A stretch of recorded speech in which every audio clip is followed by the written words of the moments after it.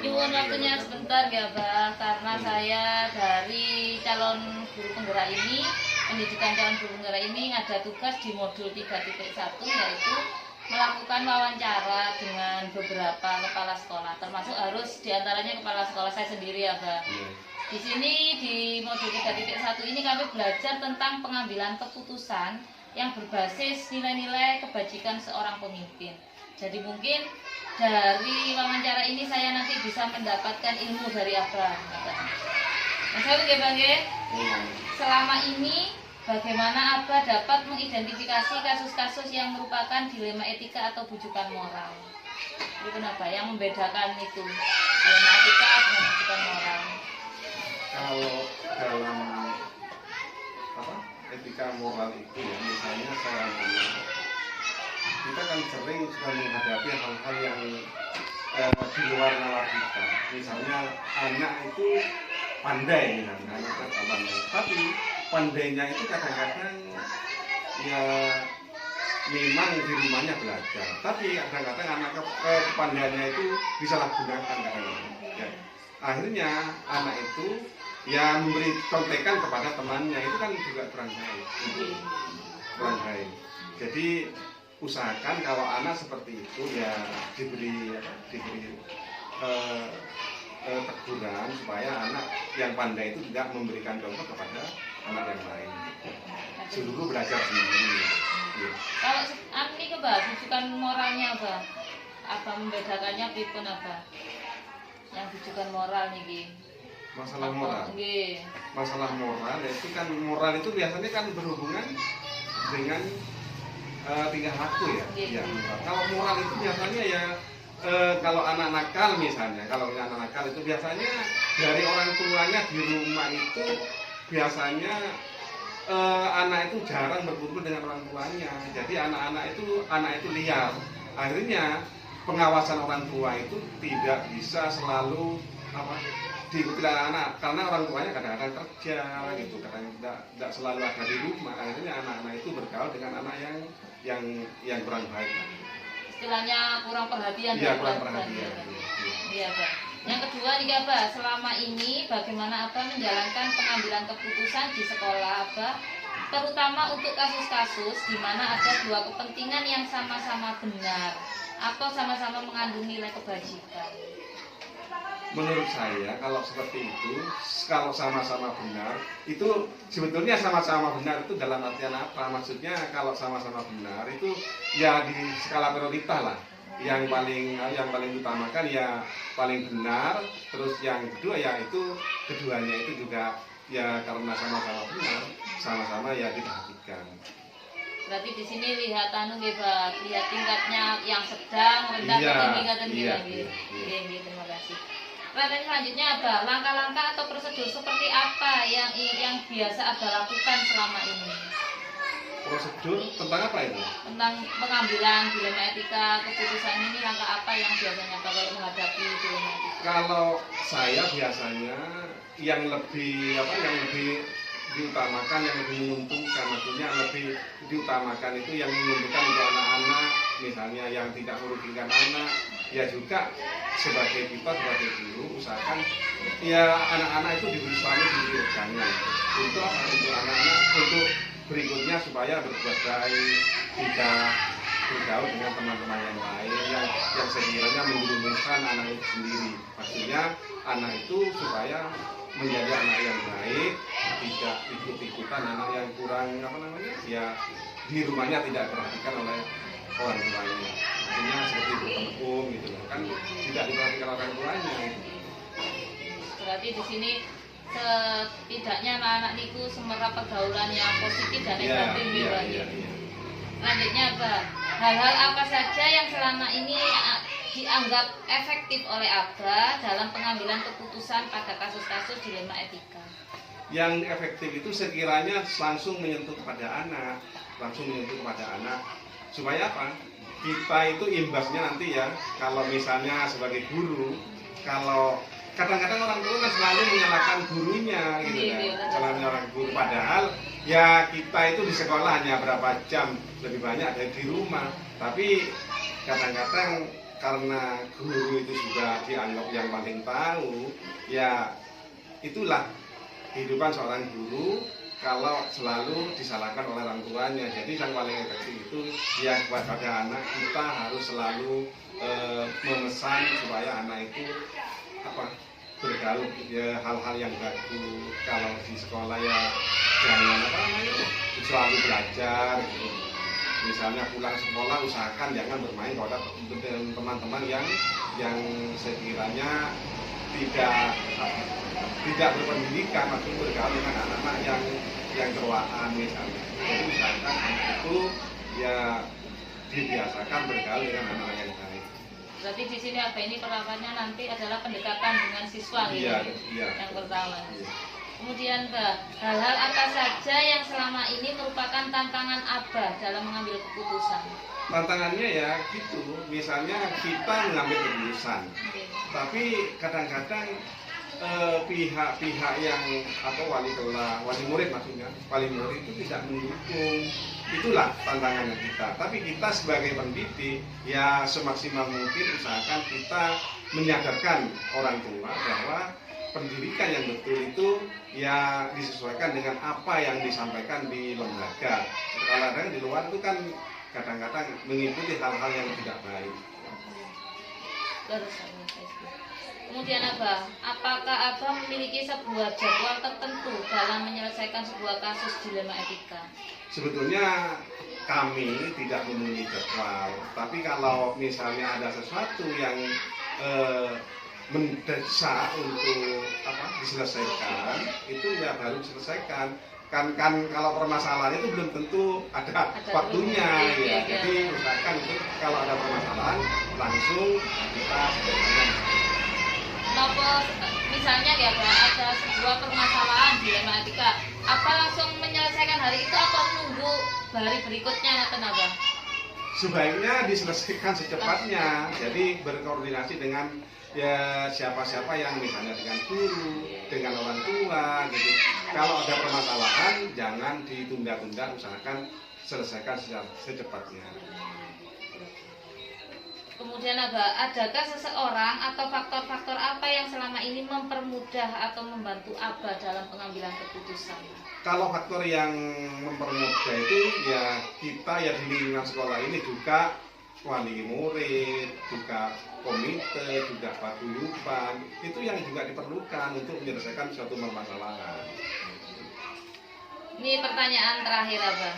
Dari semua hal yang telah disampaikan Abah, pembelajaran apa yang dapat Abah petik dari pengalaman Abah sebelum mengambil atau sesudah mengambil keputusan dilema etika? Ya pengalaman kami ya sebagai kepala sekolah, kalau ada suatu permasalahan bisa diselesaikan dengan baik, kita bangga. Jadi sebagai pimpinan kita bangga dan teman-teman guru ikut mendukung, juga komite, paguyuban itu mendukung untuk penyelesaian suatu masalah, itu kebanggaan bagi kami. Dari poin yang saya pertanyakan mulai awal dari akhir, saya bisa menggarisbawahi berarti di sini itu diperlukan kita kolaborasi dengan wali murid, paguyuban, komite. Mungkin itu juga yang mendukung agar lembaga ini semakin maju khususnya dunia pendidikan. Matur nuwun Abah, terima kasih untuk waktunya. Assalamualaikum warahmatullahi wabarakatuh. Waalaikumsalam warahmatullahi wabarakatuh. Pak Ngapunten minta waktunya sebentar untuk melaksanakan tugas dari calon di Madura. Niki di modul YKTP 1 kami diberikan tugas untuk mewawancarai 2-3 kepala sekolah mengenai pengambilan keputusan berbasis nilai-nilai kebajikan sebagai pemimpin. Di sini kami di modul 3.1 ini kami belajar tentang dilema etika dan juga moral. Mungkin sekilas kalau saya bisa memberikan gambaran kalau dilema etika ini pengambilan keputusannya karena benar lawan benar ini. Misalnya siswa yang pintar melakukan sebuah kesalahan tapi tidak fatal, boten enten uji levelnya, tidak ada dengan hubungan dengan kepolisian atau tindakan pidana. Kalau pendidikan moral di sini itu benar lawan salah. Misalnya kasusnya itu seperti misalnya siswa yang cerdas, pintar, berprestasi tapi memakai narkoba, itu kan sampun hubungan dengan pidana atau kepolisian. gitu Pak. Kalau dilema etika nanti kejadiannya sebuah apa itu masalah atau kasus, tapi ini kita lebih pertimbangkan ini benar nggak benar. Jadi di sini di modul etika ini kami belajar tentang itu dari pemimpin atau mungkin saya belajarnya dari kami. Saya untuk pertanyaan yang pertama, selama ini Bapak bagaimana Bapak dapat mengidentifikasi kasus-kasus yang merupakan dilema etika atau bukan moral? Yang tadi ya yang masalah untuk yang ini kayak tidak cuma yang masalah. Masalah yang berarti nantinya di apa namanya lebih melampaui batas kan enggak gitu. Kalau memang melampaui kalau tidak melampaui batas, otomatis anak itu kan diadakan pembinaan dulu. Ya, pembinaan dulu. Yang pertama gurunya dulu, ya gurunya dulu untuk melaksanakan pembinaan itu. Kalau nantinya dalam pembinaan itu gurunya tetap tidak ada perubahan, maka nantinya kalau di SD itu tidak ada guru BP, ya tidak ada, berarti langsung ke gurunya. Kalau memang guru sudah mengadakan pembinaan, otomatis nanti serahkan kepada kepala sekolah. Bagaimana cara kepala sekolah untuk apa namanya anak itu nantinya tidak melampaui batas kesalahan itu. Yang pertama, kalau kepala sekolah paling tidak pendekatan dulu kepada anak. Terus yang kedua, nantinya kalau memang tidak ada perubahan, maka orang tuanya akan panggil, ya orang tuanya panggil, nanti diberi pengarahan, terus pembinaan. Jadi antara kedua orang tua termasuk siswa ini saling sharing untuk mengatasi masalah itu. Insya Allah nantinya dengan adanya kerjasama guru, siswa, termasuk wali murid yang bermasalah, insya Allah bisa selesai. Terus yang kedua, ini masalah untuk yang pandai, belum yang juga yang pandai tadi, yang pandai cuma memang sudah narkoba, ya. Nah ini masalah ini paling enggak kalau sudah ini kan termasuk sudah melampaui kalau sudah narkoba. Tetapi dilihat dulu usia anak dulu kan. Yang pertama yang dikatakan tetap kita melalui kepada gurunya dulu. Sampai gimana kemampuan guru untuk mendekati itu. Kalau memang tetap tidak ada perubahan, kita kembali lagi pendekatan kepada siswa, tanyakan pergaulannya di rumah, ya pergaulannya gimana di rumah itu. Kalau memang nanti pergaulannya salah di rumah, berarti nanti untuk pembenahan kepada anak itu, termasuk orang tuanya juga belum menyelidiki juga sampai di mana anak itu supaya nanti sembuh. Karena apa? Kalau memang tanpa kerjasama dengan orang tua, mustahil apa yang jadi masalah kepada anak itu bisa sesuai dengan apa yang kita harapkan. Ini yang saya harapkan ke depan. Berarti kalau di poin ini kita, Bapak kalau di poin ini berarti kolaborasi dengan orang tua dan guru kelas gitu Pak, yang dilakukan pertama kali. Tetap nantinya. Selanjutnya Bapak, selama ini bagaimana Bapak menjalankan pengambilan keputusan di sekolah Anda, terutama untuk kasus-kasus di mana ada dua kepentingan yang sama-sama benar atau sama-sama mengandung nilai kebajikan? Contohnya? Kalau sama-sama benar ini biasanya terjadinya untuk kasus ngeten Bapak, saya kasih seumpama kasusnya sama-sama benar. Ada anak nih Bapak, pandai lah, ini di kelas 6 misalnya sudah diterima di SMP tanpa melalui tes nih Bapak, kan nonton jalur prestasi gitu, belum melakukan ujian tapi sudah diterima. Kemudian saat ujian si anak ini mencontek Bapak, nah ini ketahuan lah dengan guru yang menjaga. Nah itu salah satu contohnya seperti itu. Kan ini sama-sama Bapak mau diberhentikan atau ditegur, nanti dianya sudah terdaftar atau memang gini, memang sekarang ini dengan pendidikan yang sekarang adalah kaprah. Biasanya siswa itu diterima kalau sudah semuanya tuntas. Kali ada tuntas semua di khususnya di lembaga SD. Ya tuntas baru kita tes terima atau bagaimana. Tapi sekarang beda. Dengan adanya ini kadang-kala anak ini melalui jalur rapor kan. Melalui jalur rapor itu anak di situ apa namanya, meskipun dia apa namanya, waktu dia lapor dia diterima ya di sana. Padahal dengan sudah diterimanya ini untuk sebelum ujian kan itu kan. Kalau sudah melaksanakan ujian biasanya anak ini sudah lemah. Oh, meskipun begitu saya sudah diterima. Nah ini paling tidak kita terus dorong supaya anak jangan anggap kalau nanti diterima di sana, tapi ini belum tuntas sudah juga dicabut. Kita ketahui seperti itu. Kalau tidak seperti itu, anak tetap nekat. Tetapi apa dikatakan jenengan, anak itu nyontek pada waktu mana karena sudah tidak belajar dan sebagainya. Padahal memang sebelumnya anak itu pinter. Ya paling tidak kita ingatkan. Ya ingatkan 1 kali, 2 kali. Dan mudah-mudahan kalau anak-anak pandai biasanya tidak akan terulang kembali. Besoknya bisa belajar sesuai yang kita harapkan. Untuk pertanyaan selanjutnya, langkah-langkah atau prosedur seperti apa yang biasa Bapak terapkan atau lakukan selama ini di SD Wonorejo 1 ini? Untuk masalah Ini tadi, SD 5 etika. Iya, kalau saya yang pertama, ya sama-sama yang pertama, yang langkah pertama yaitu anak itu paling tidak diberi pengarahan dulu. Setelah itu yang kedua, gurunya memberi motivasi itu jangan sampai lemah guru itu. Bagaimana sekiranya anak itu apa namanya, tetap proaktif di situ. Yang berikutnya tetap orang tua. Ya, orang tua tetap yang juga. Yang terakhir pergaulannya dikurangi selama waktu melaksanakan. Mungkin itu yang saya sampaikan. Kemudian hal-hal apa saja yang selama ini Bapak anggap efektif dalam pengambilan keputusan pada kasus-kasus dilema etika?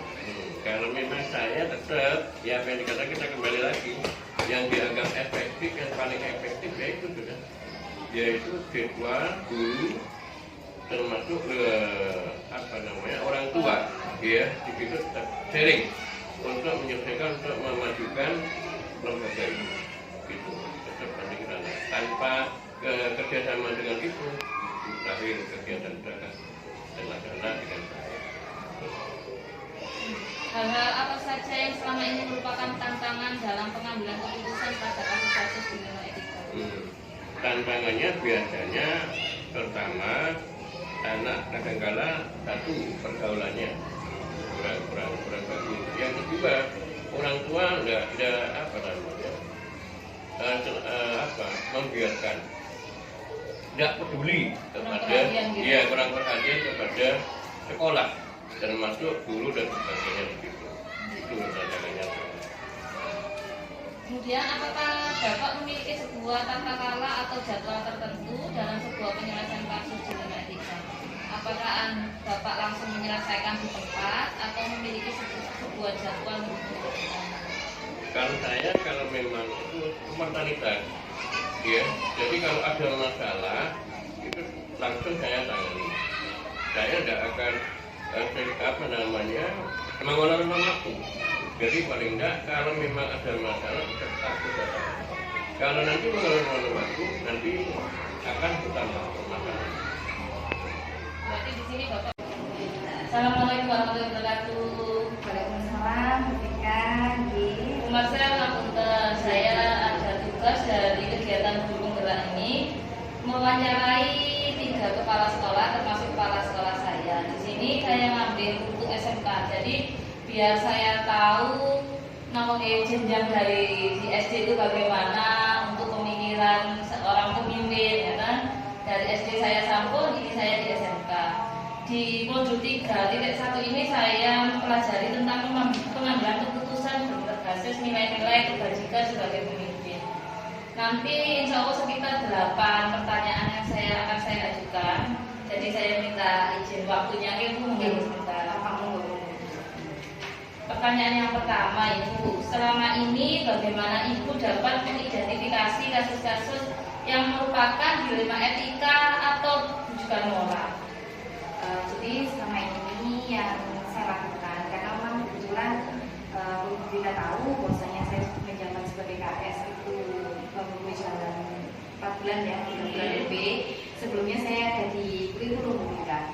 Jadi sebelum menjadi KS, yang pasti dilema etika ataupun rujukan moral itu pasti terjadi karena saya selaku kurikulum di SMK. Jadi memang untuk mengidentifikasi hal tersebut tidak mudah dalam hal kadang-kadang ini sudah sesuai dengan dilema etika gitu ya. Tapi kadang-kadang di situ ada di hati, maksud saya harus seperti ini lah.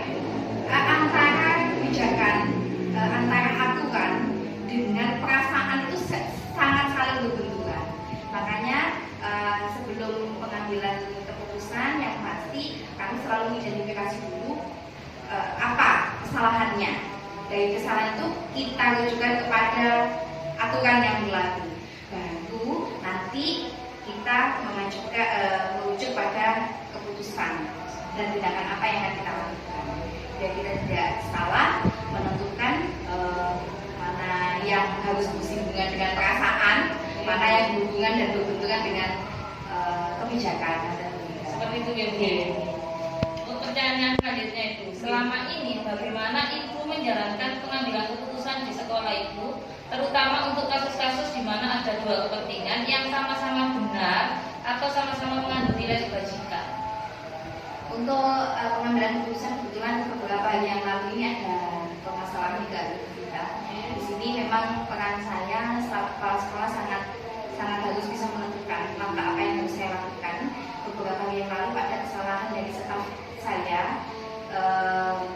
dia itu melakukan kesalahan yang menurut kami itu adalah fatal, mengubah data tanpa sepengetahuan saya selaku kepala sekolah.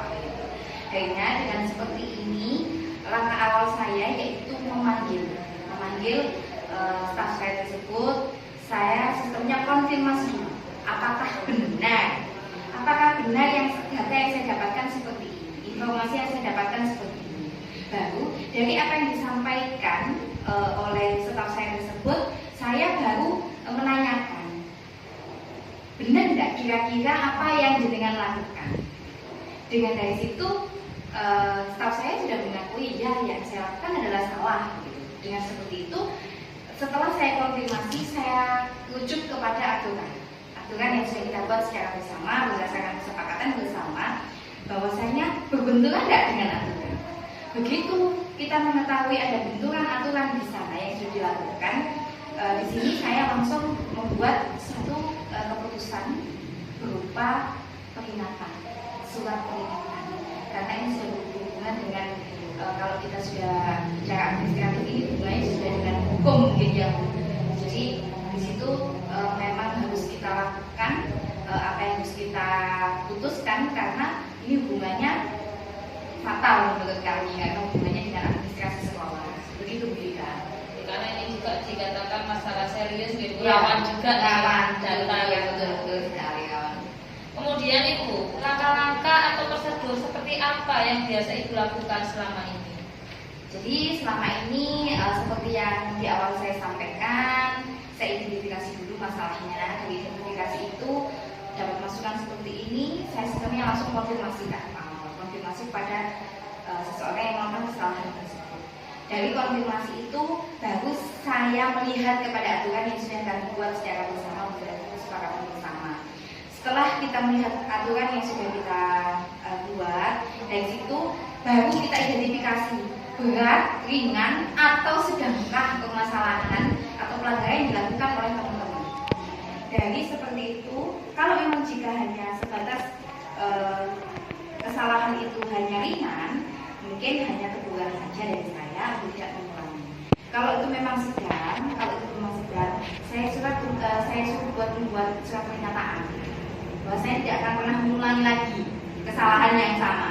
Kalau sudah berat yang kemarin ini, langsung kita surat peringatan 1 atau SOP 1. Berarti dari sini saya bisa ambil poinnya gitu atau dari saya bisa di sini dimaksud kalau ada suatu kasus dilema berarti konfirmasi dulu ke yang bersangkutan.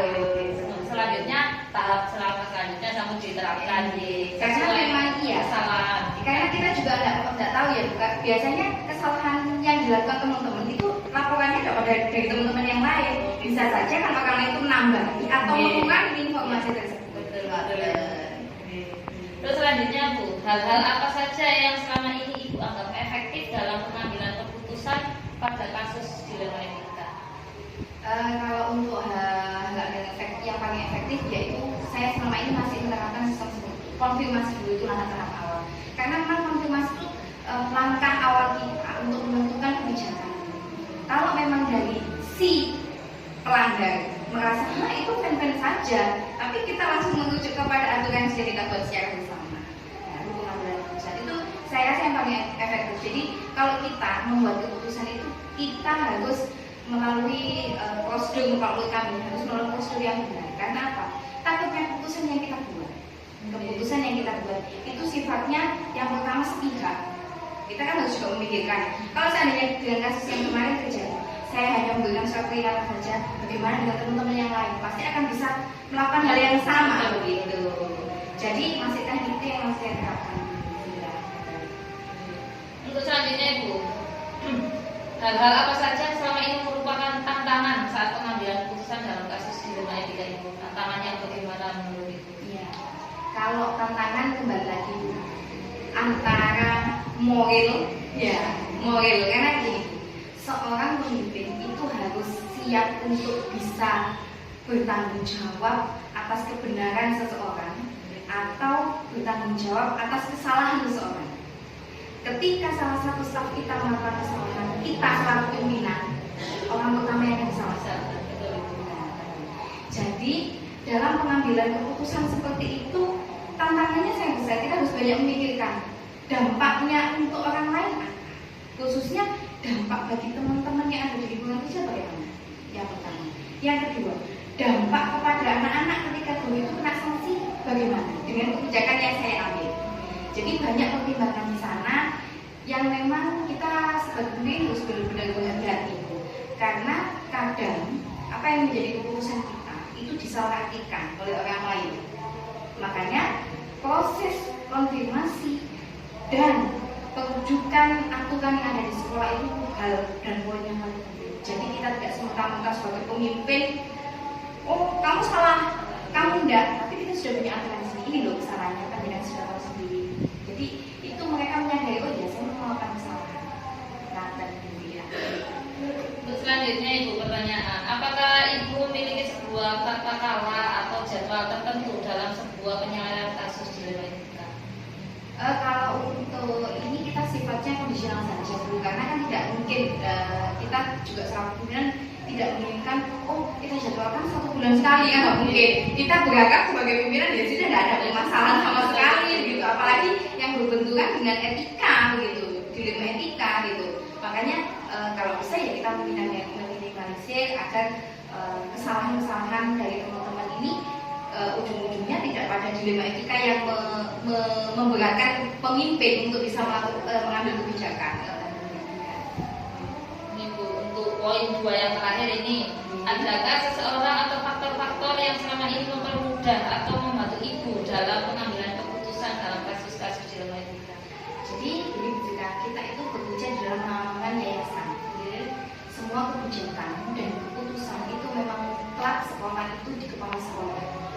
Tapi kami karena sistemnya adalah yayasan, yang pasti setiap keputusan apapun, khususnya dalam dilema etika, kita selalu melibatkan yayasan sebagai konselor kita.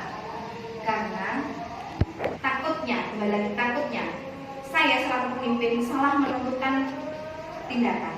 Walaupun kita sudah acuannya yang pertama adalah dari aturan sekolah, tapi kami menyadari bahwasanya biasanya sudut pandang orang itu berbeda-beda.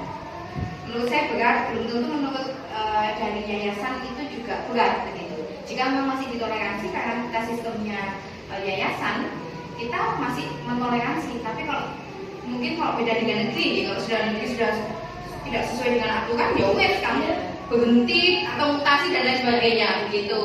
Kalau nanti kalau di swasta kita masih melibatkan yayasan. Pertanyaan terakhir ini Bu, dari semua hal yang telah disampaikan, pembelajaran apa yang Ibu petik dari pengalaman Ibu mengambil keputusan dalam etika? Yang bisa saya petik dari pengambilan keputusan yang pasti perlu banyak pertimbangan untuk menentukan kasus di ranah etika. Pendalaman suatu kasus perlu dilakukan oleh seorang pemimpin kita, karena tidak semata-mata ada kasus seperti ini kita langsung gini aja tidak, tapi kita harus kembali lagi namanya apa ya juga ya menggali lagi permasalahan itu dan dampaknya bagi lingkungan kerja, begitu ya. Atur nuwun Bu. Jadi saya dari wawancara dengan Ibu ini saya mengambil pembelajaran bahwa apabila terjadi dilema etika yang harus saya lakukan Ibu adalah menghubungi yang bersangkutan dulu, konfirmasi dulu apakah benar yang dilakukan dan tindakannya, atau kamu sudah menyadari, ataukah beliau sadar kalau ini salah, gitu. Jadi dari sini juga sebuah ilmu pengetahuan yang baru untuk saya. Saya juga berharap ini bisa menjadi jadi tambahan ilmu saya untuk kedepannya. Saya selaku masih menjadi guru Bu, ini mungkin poin saya untuk apabila nanti suatu saat menjadi pemimpin, saya memiliki poin-poin yang seperti dimiliki oleh Bu Master. Matur nuwun Bu, terima kasih atas waktunya. Ilmunya sangat bermanfaat untuk saya. Ngapunten loh Bu, ini masih muda tapi kok ya. Tapi karena memang pengalaman yang buat orang itu semuanya bisa melakukan. Tapi tergantung bagaimana kita cara menyikapi. Melihat dari apa yang terjadi dalam lingkungan kita saja, kita juga bisa ini yang bermanfaat buat kita. Tidak harus dari siapa orangnya, tapi manfaatnya untuk kita. Malah saya acungi jempol Bu, karena panjenengan masih dari usia yang muda gitu, senior. Untuk stafnya kan ada yang lebih senior usia, gitu. Dari situ saya juga mengacungi jempol, hebatnya itu di situ. Berarti panjenengan sudah bisa mengayomi teman-teman di sini, kata Bu. Pikiran saya seperti itu. Matur nuwun Bu, terima kasih atas waktunya. Assalamualaikum Bu. Waalaikumsalam. Ngapunten, minta izin untuk mengganggu waktunya sebentar. Di sini saya dari pendidikan guru penggerak ini, saya diberi tugas untuk wawancara 3 KS yang berbeda lembaga Bu. Jadi karena menurut saya kolaborasi SD Purworejo 2 ini dengan lembaganya Bu, jadi saya ke Bu dulu, wawancara dengan Bu dulu. Jadi saya di sini nanti minta izin waktu dan sekalian minta ilmu ini Bu. Di sini saya minta ilmu. Yang saya poin pertama itu sebenarnya saya ingin ilmunya Bu di sini saya. Di sini modul 3.1 ini kami belajar tentang pengambilan keputusan berbasis nilai-nilai kebajikan sebagai pemimpin Bu. Langsung mawon ya Bu. Yang pertama yang saya tanyakan, selama ini bagaimana Ibu dapat mengidentifikasi kasus-kasus yang merupakan dilema etika atau bujukan moral? Dalam langkah awal, menurut saya dalam langkah awal itu anak yang pertama harus dikasih peringatan sesuai dengan apa yang dia kerjakan. Langkah kedua kan ada yang agak tinggi daripada peringatan, istilahnya itu tindakan. Tapi tindakan jangan melebihi batas dulu. Yang ketiga itu langkah terakhir itu selain tindakan bisa dibina sedini mungkin. Seperti itu. Kalau di PAUD, di RA. Untuk yang kedua Bu, selama ini bagaimana Ibu menjalankan pengambilan keputusan di sekolah sama-sama benar yang mengandung nilai kebajikan ini pripun Bu? Dalam mengambil kebijakan, anak itu tergantung satu anaknya, kan wataknya anak itu berbeda-beda, nggih. Ada yang pemalu, ada yang apa istilahnya itu lincah banget lincah, suka senyum, kasar wataknya itu kayak. Dan kita itu harus pintar memilah itu dan membagi apa yang sekiranya dia sesuai dengan karakter Anda. Nggih. Kemudian Bu, langkah-langkah atau prosedur seperti apa yang biasa Ibu lakukan selama ini? Contohnya dari segi apa maksudnya Bunda? Ini dari dilema etika, langkah-langkah apa yang biasa Ibu diterapkan di lembaga ini? Misalnya dalam pengambilan keputusan. Dalam pengambilan keputusan, kalau memangnya itu setiap guru itu bisa, kan ada guru kelas A dan guru kelas B. Nah, jika kelas A itu sudah menangani, biasanya itu kalau di lembaga saya itu, kalau masalah ringan bisa guru itu menangani. Yang pertama, yang kedua, kalau sedang insya Allah juga bisa membinanya dengan berbagai cara yang sesuai dengan karakter anak tadi.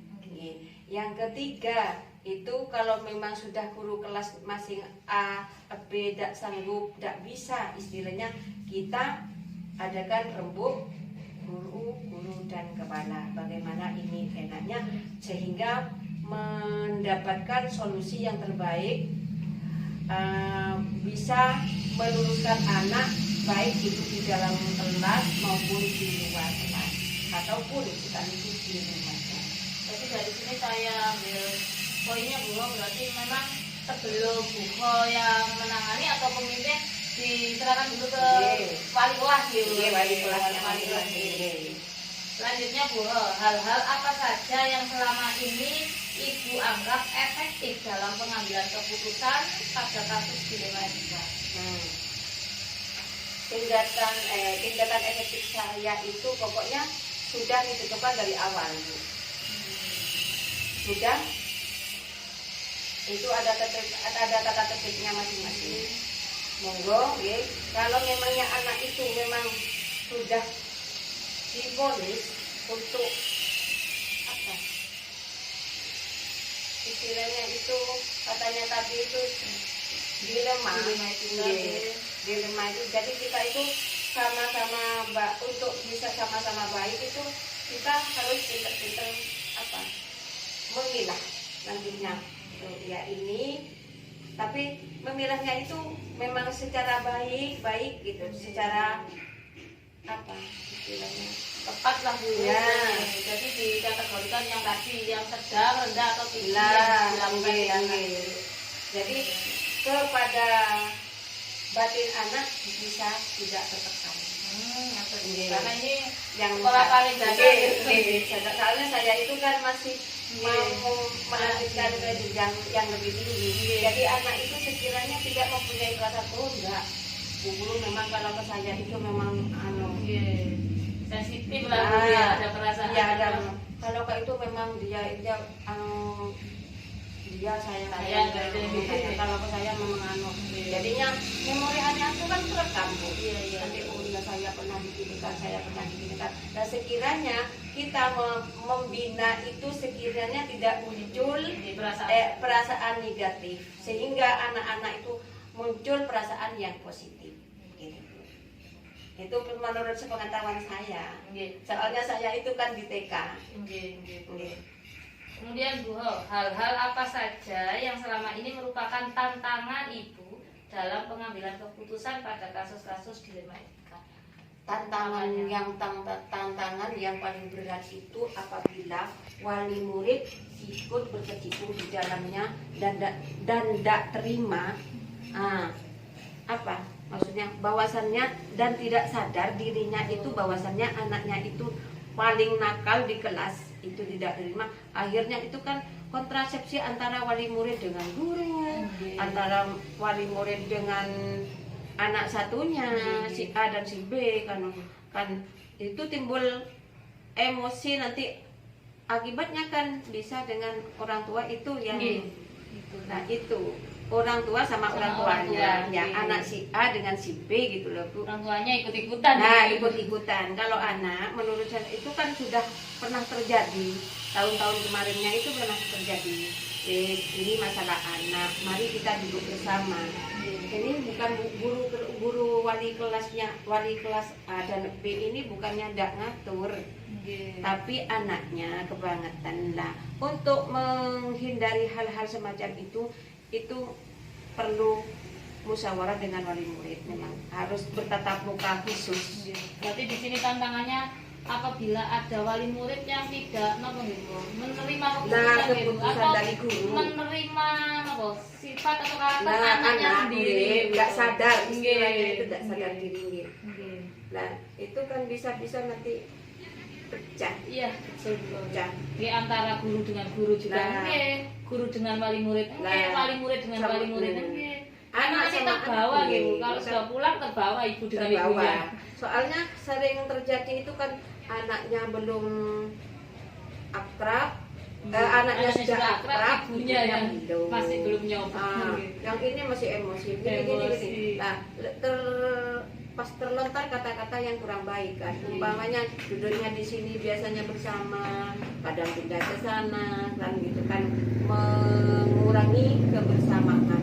Itu yang lebih Tantangannya gitu. tantangan yang lebih berat. Kalau memang wali muridnya itu sadar, itu mendingan Bu, Mas. Iya. Kalau wali muridnya yang dipikir, yang terekam di otaknya seorang guru itu gimana? Kalau itu nanti sampai ke bapak-bapaknya itu yang paling Sampai ke keluarga. nah, sampai ke keluarga. Kalau yang sepele Nah, sebenarnya. masalahnya sepele kan, anaknya dia tidak apa-apa masalahnya. Iya, sudah bermain lagi, bercanda Iya. lagi. Jadi Iya. itu yang tantangan terberat, kita harus pintar-pintar mengatasi dan mempertemukan wali murid secara khusus. Oh, ngoten. Nggih. Kita sebagai fasilitator gitu, Nggih. memfasilitasi antara Nah, wali murid dengan wali murid. Tapi jangan di tempat umum. Oh, Di sana dipanggil istilahnya Nggih. itu Bu. Nggih, nggih. Nggih. Kadang-kala kalau dipanggil ke sini apa sih? Soalnya tahun yang beberapa tahun yang lalu, kalau tidak keliru 2019 apa 20 gitu. Nah, ini sempat di sini. Oh, anaknya kamu, mama gini. Yang Berebut- satu ini, berebut iya. benar, Bu. Nah, berebut benar. Tidak apa-apa, yang tahu itu saya masalah anak. Kalau sampean pastinya itu kan lebih tahu di rumahnya. Kenapa kok masih gini sih? Kita harus sadar. Nah, untuk yang paling berat itu untuk apa ya? Menyadarkan orang tua. Orang tua gitu di sini nggih. Nggih. Bukan anaknya malah, Bukan bukan anaknya. muridnya malah. Nggih. Kembali ke Kembali ke pas orang tua. yang satu wataknya wali muridnya Keras, diem, nggih, Bu, nggih. yang satunya keras. Itu wis tantangan yang paling kita. Wah, yang jelas itu saya guru dan kepala juga lembaganya terbawa-bawa. Memang itu tantangan yang terbesar kita itu, memang harus kalau sudah berusaha memperbaiki sebaik mungkin, namun tidak kuasa ya tetap memang harus sabar sebagai guru saya itu kalau di lembaga kami. Ngoten nggih, Bu. Terima kasih. Selanjutnya Bu niki Bu. Tinggal beberapa pertanyaan gitu. Apakah Ibu memiliki sebuah tata cara atau jadwal tertentu dalam menyelesaikan kasus dilema etika ini, Bu? Segera jadwalnya, ada jadwal tertulis. Atau kalau ada masalah dilema etika langsung diselesaikan hari atau ditunggu nanti minggu depannya? Tidak boleh menunda-nunda. Sekarang kejadian harus guru kelas harus bertindak. Jika tidak mampu guru kelas itu berembuk sama gurunya. Jika guru A dengan guru B itu tidak mampu, baru kita bergabung dengan KS-nya kepada sekolahnya gitu.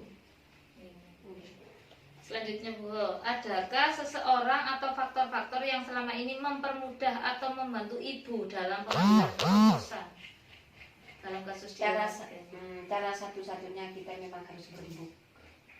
Berarti Sesama di sini guru, yang gitu. membantu Ibu adalah rekan sejawat ya Bu, Ya, guru. guru. Wali murid juga sebenarnya membantu ya Bu. Membantu, tapi andai iya tadi soalnya wataknya itu karakternya ada yang kasar, wataknya ada yang lembut. Itu julidnya kalau sama wali murid. Baru kalau kita sudah punya patokan keputusan yang mutlak dalam lembaga itu, baru kita menyesuaikan dengan wali murid. Apakah ini diterima apa enggak, nanti dirembuk sama wali murid dengan diadakannya rapat wali murid. Terakhir nih Ibu, dari semua hal yang telah disampaikan, pembelajaran apa yang dapat Ibu petik dari pengalaman Ibu mengambil keputusan dilema etika? Maksudnya Pengalaman Ibu, pembelajaran apa setelah selama ini Ibu kalau sampun mengambil keputusan itu, dadosnya Ibu ini pembelajaran apa yang bisa dipetik oleh Ibu? jadi yang bisa dipetik itu, seorang pemimpin itu harus bertindak tegas,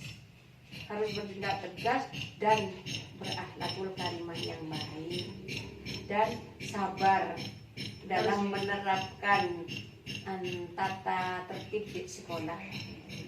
Jadi yang Open, betul telaten. Apalagi Iya. ini RA gitu Bang. Iya. Kenapa untuk anak dini memang kadang karakter anak di rumah dan di sekolah kadang beda. Iya. Ada Iya. orang tua yang berkeyakinan anakku ini menang Di rumah. Bu, di rumah. Iya. Kenyataannya jadi di lembaga istimewa Iya. gitu. Istimewa melernya. Itu yang kita memang tantangan guru juga di situ Bu. Itu kan faktor biologis anak, karena di rumah sering dimarahi karena dia bukannya manut, bukannya takut kan, dia cuma takut kepada orang tua, takut sama orang tua.